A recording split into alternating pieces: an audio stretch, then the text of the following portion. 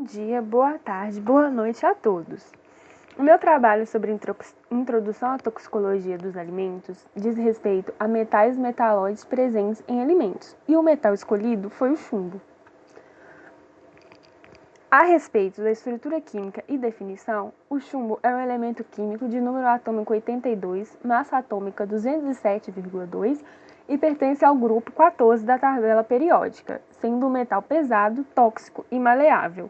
Em temperatura ambiente, é encontrado no estado sólido, com coloração branco-azulada e que, em contato com o ar, torna-se acinzentado. Esse aqui é o chumbo encontrado na natureza, a primeira imagem, e a segunda imagem é uma tabela contendo as informações a respeito da sua estrutura química. Agora, nossa conversa vai ser sobre a toxicocinética do metal. A absorção no organismo humano, o chumbo não é metabolizado, e sim complexado por macromoléculas, sendo diretamente absorvido, distribuído e excretado. Os compostos de chumbo inorgânico entram no organismo por inalação ou ingestão. Somente os compostos orgânicos de chumbo são capazes de penetrar através da pele íntegra.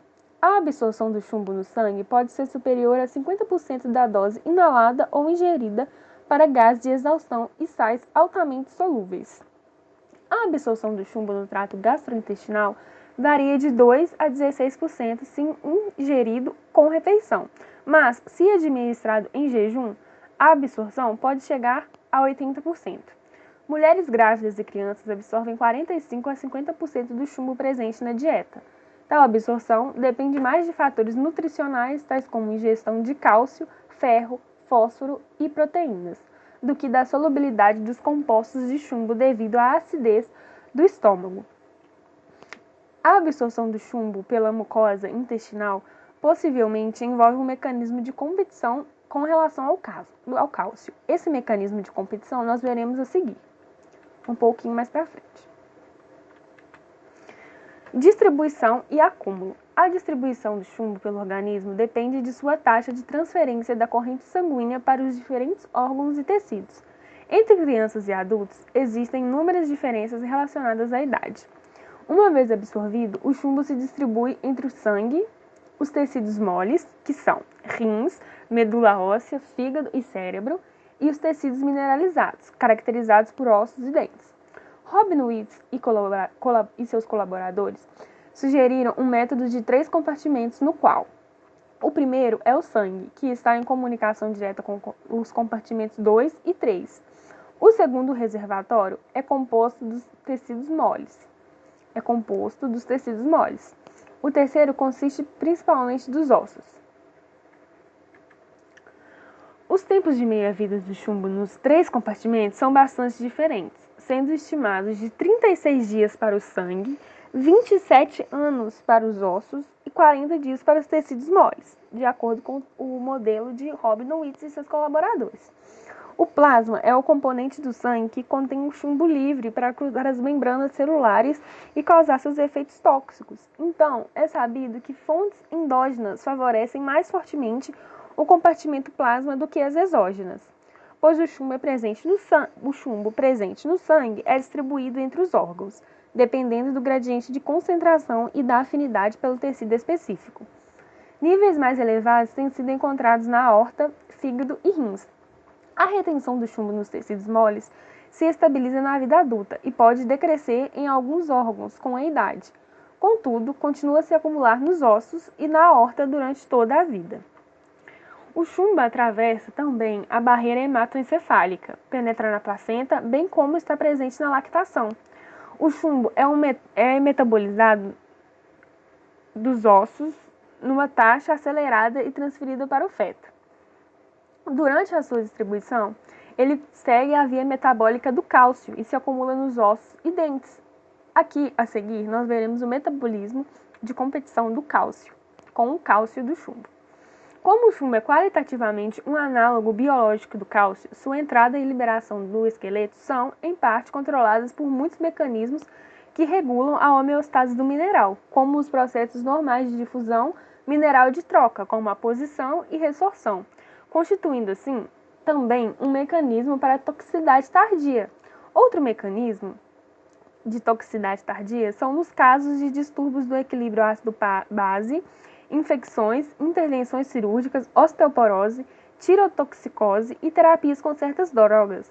O chumbo também pode ser inesperadamente mobilizado, levando à aparição de sintomas tóxicos, mesmo depois de cessar a exposição. Isso que caracteriza a toxicidade tardia.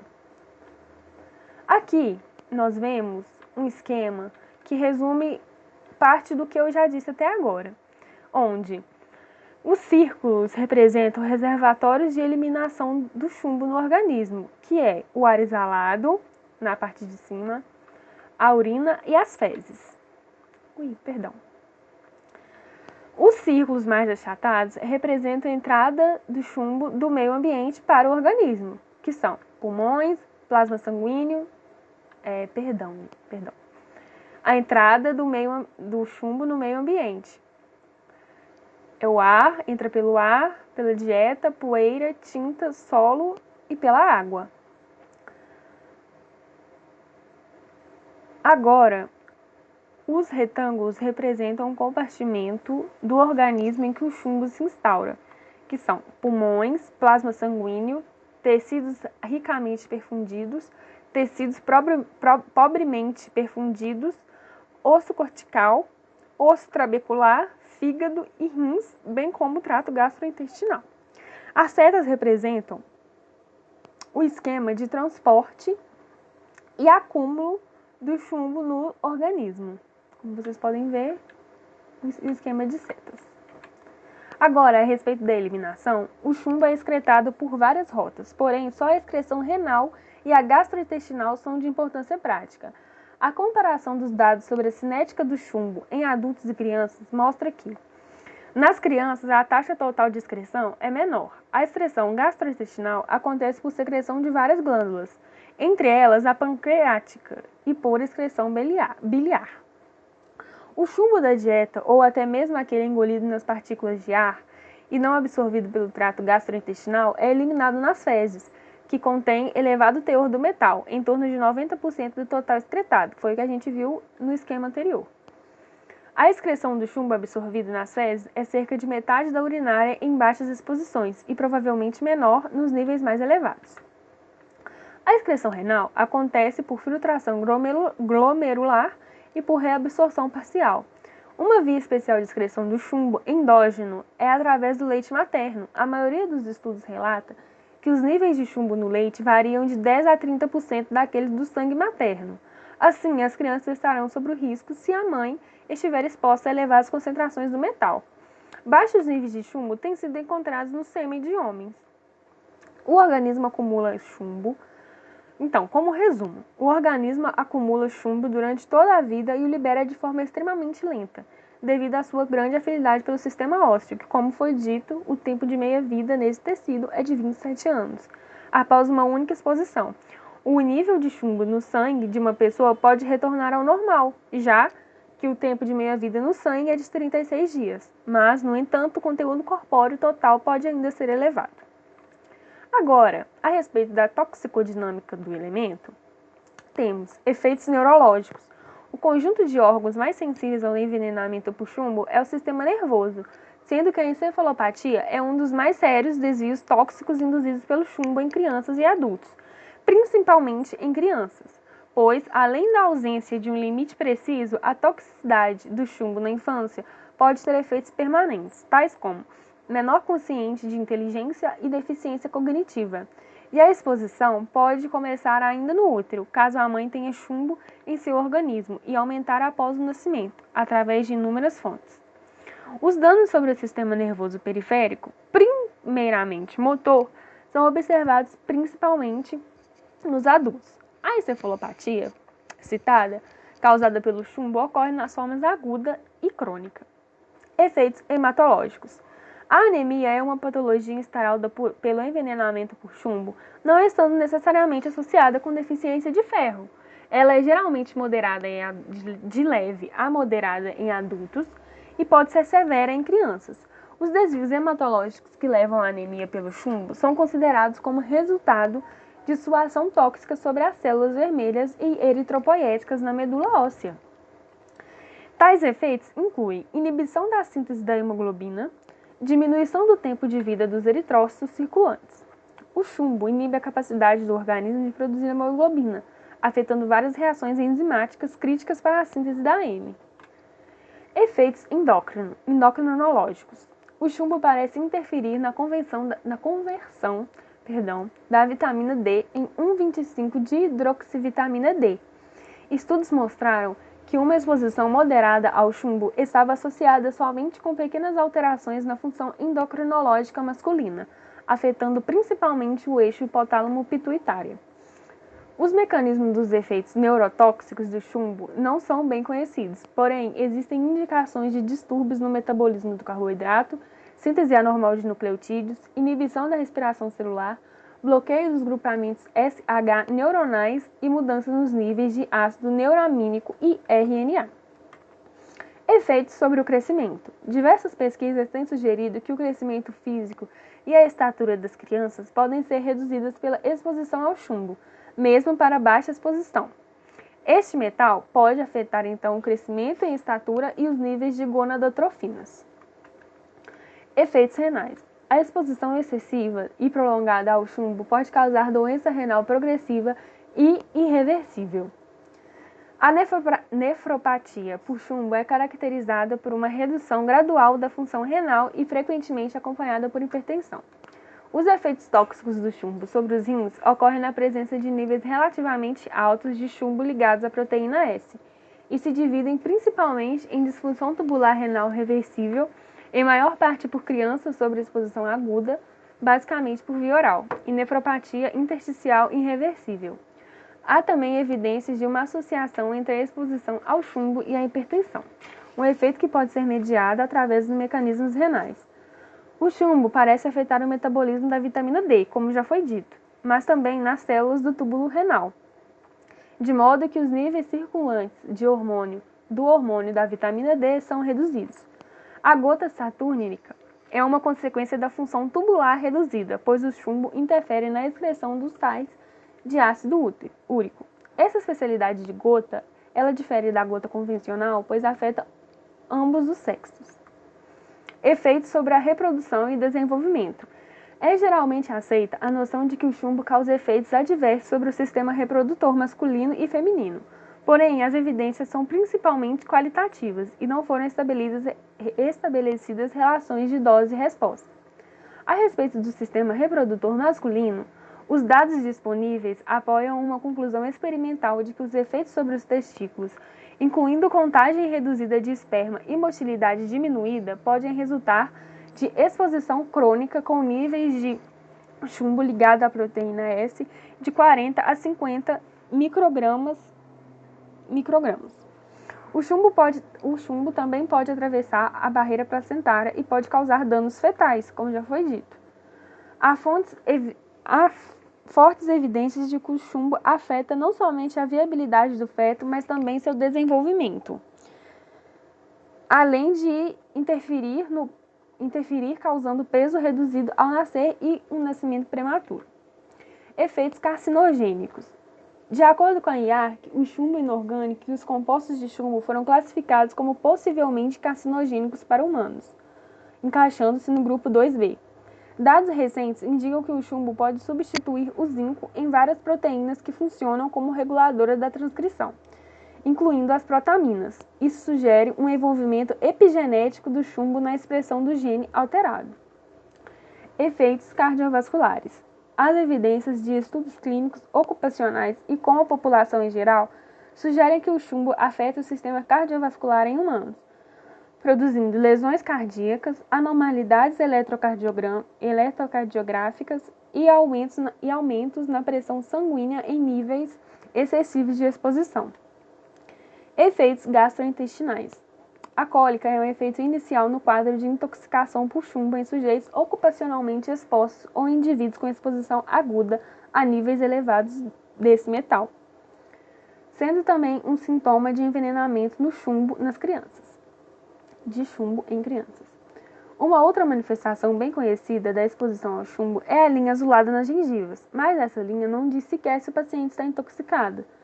ela informa que está havendo contato do indivíduo com o chumbo. Efeitos hepáticos.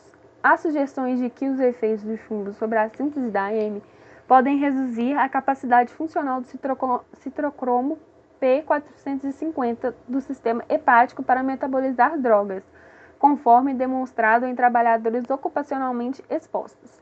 Esses distúrbios no citrocromo P450 são mínimos no caso de intoxicação crônica pelo chumbo em adultos, mas significativos em crianças com envenenamento agudo.